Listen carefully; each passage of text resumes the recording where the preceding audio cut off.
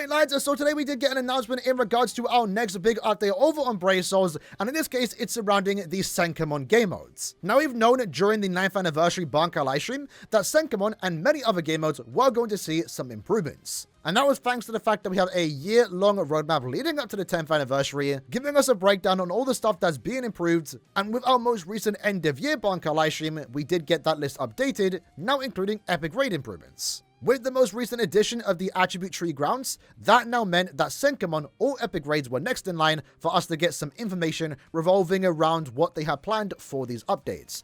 Now for those that are wondering, these updates are likely planned for April/June. That was the date that Caleb did give us, and while both Senkaimon and epic raids could get updated around the same time, it seems like right now that Senkaimon is the one next in line. And during today's dev comments, Caleb did give us some information regarding the plans for Senkaimon, and they could be quite controversial. We really have to wait and see how it is going to play out, but let's read what Caleb have to say. So first up, improvements to Senkaimon quests. Senkaimon quests, which are currently time-limited quests, will be made permanent. These quests will be divided into several difficulty levels, and each difficulty needs to be attempted with a different character affiliation. Plus, additional rewards can be granted to players who complete certain missions, which will include goals such as clearing the quest while maintaining a certain amount of stamina. Further information about this update will be revealed at a later date. So, the first big thing you're going to notice here is the new change to this game mode, right? No longer is Senkaimon going to be a limited time game mode that returns on the 5th of every month. It's now going to be permanent. And the big thing you're probably asking with this change is what is going to happen to our monthly rewards. So right now in Senkaimon, if you beat a normal tower and an extreme tower, that's 75 individual stages, by the way, you're going to get Senkaimon medals, you're going to get 480 spirit orbs, and also a Senkaimon character. But likely, after a while, the main reason why you continue to play Senkaimon is for those 480 spirit orbs. Well, from the looks of it, even though Senkaimon is now going to be permanent and maybe monthly, there's not going to be any new quests. The quests themselves are going to stay the same, nothing is changing monthly, but that doesn't mean we're not going to be able to still get the same, if not even better rewards, because what I think is happening here is that instead of having to do 75 stages that we do right now, instead, the way we're going to get these rewards is through the missions, the challenges. So what I think is going to reset every month is the missions. The quests will stay the same, but the missions every month will be different.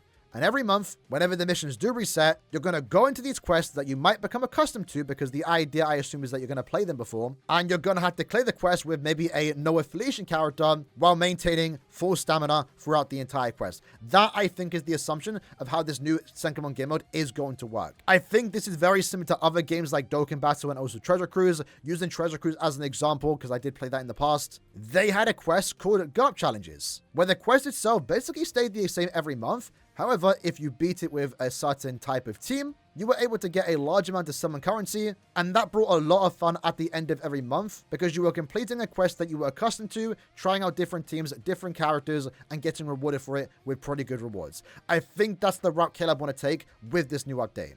Instead of, at this point, slogging your way through 75 stages, there's going to be a lot of fun, different, challenging quests, and some easy ones too. They do say, there are going to be different, several difficulty levels. And every month, depending on the challenge, it's going to change the way we play these quests. But with that, we are going to get, hopefully, the same amount of rewards. You might have noticed in the icon itself, they actually have changed the Senkaimon medal. While this change isn't official in-game, the icon itself for the exchange shop is currently in-game right now. Since Chronicle Quest was officially removed, they updated the icon. So we know there is going to be a different type of Senkaimon medal, or at the very least, the current Senkaimon medals are going to get changed into this new one. And of course, with that, we're going to have to be able to obtain these medals monthly, right? Because otherwise, what would be the point of an exchange shop? And for all we know, maybe even the orbs are going to get moved to the exchange shop. With that, I would assume all the Senkaimon characters are going to get moved there, and if they ever decide to add new Senkaimon characters, they could also again just get added to the exchange shop. And if that is the case, I think this is overall going to be an amazing change for Senkaimon, because right now, most people, especially veterans that have been doing it every month,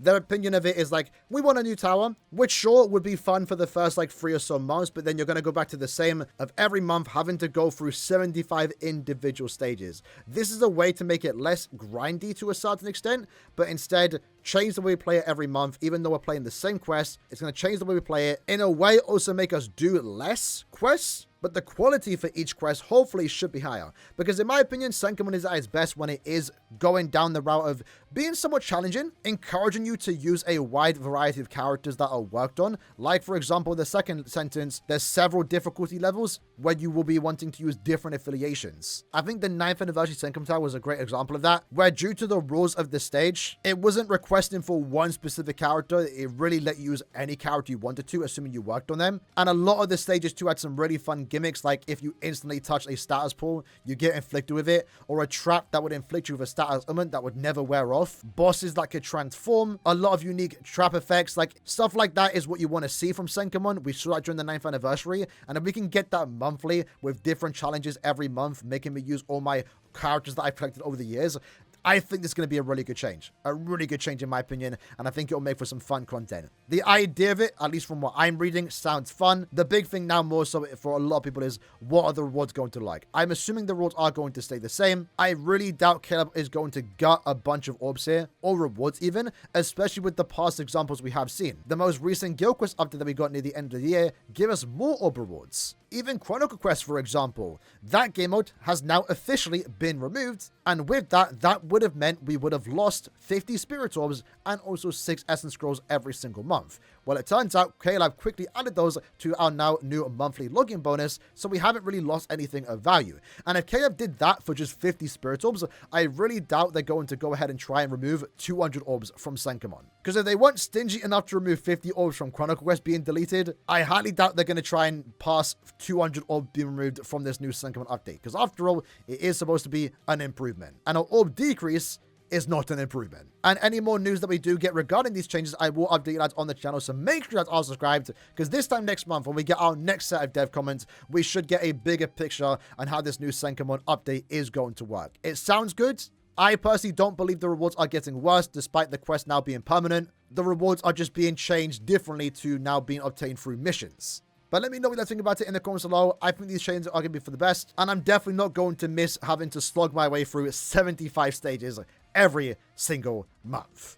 Hope you guys enjoyed the video. See you guys next time. Take care and peace.